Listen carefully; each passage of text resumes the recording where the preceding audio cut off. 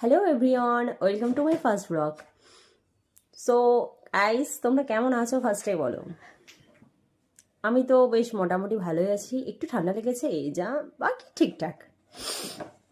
So প্রথমেই বলে দিচ্ছি, যদি কিছু ভুলভাল বলে থাকি তাহলে ক্ষমা করে নিও, কারণ হচ্ছে যে আমার ব্লগ বানানোর কোনো এক্সপিরিয়েন্স নেই, আমি সেভাবে বলতে গেলে কিছু জানিও না ব্লগের ব্যাপারে। সো নর্মালি কথাবার্তা বলতে ব্যাস এইটুকুই, আর সেভাবে কিছু হয়তো জানি না আমি।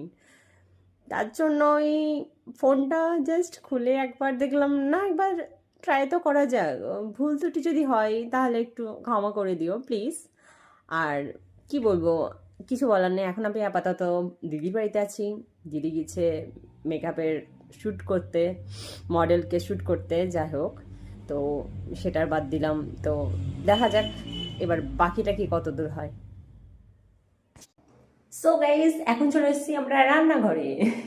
কারণ একটাই, আমার দিদি আজকে বানিয়েছে লুচি, আর সাথে এখানে আছে ওই কি বলে ঘুগনি।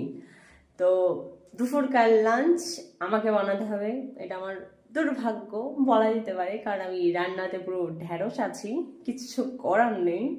তো কোনো রকমের ম্যানেজ আজকে আমাকেই করতে হবে, এছাড়া আর কিছুই না। তো রান্নার ভিডিও শেয়ার করতে পারি, মানে ভুল হবে তো জানি, তবুও করবো আর কি। সো গাইস, তো আমার মিনি ভ্লগটা আজকে এখানেই শেষ করছি।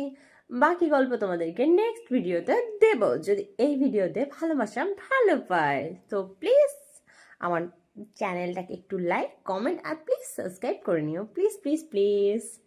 আর যদি পারো, সম্ভব হয়, তাহলে আমার ভিডিওগুলো একটু শেয়ার করে দিও কষ্ট করে। আর কেমন হয়েছে না হয়েছে একটু কমেন্ট করে জানিও প্লিজ, কারণ তোমাদের একটা কমেন্টই হয়তো আমার ভিডিও বানানোর ব্যাপারটাকে একটু বাড়াবে, বুঝতে পারছো আশা করছি। তো ভালো লাগলে একটু সাবস্ক্রাইব করে নিও প্লিজ।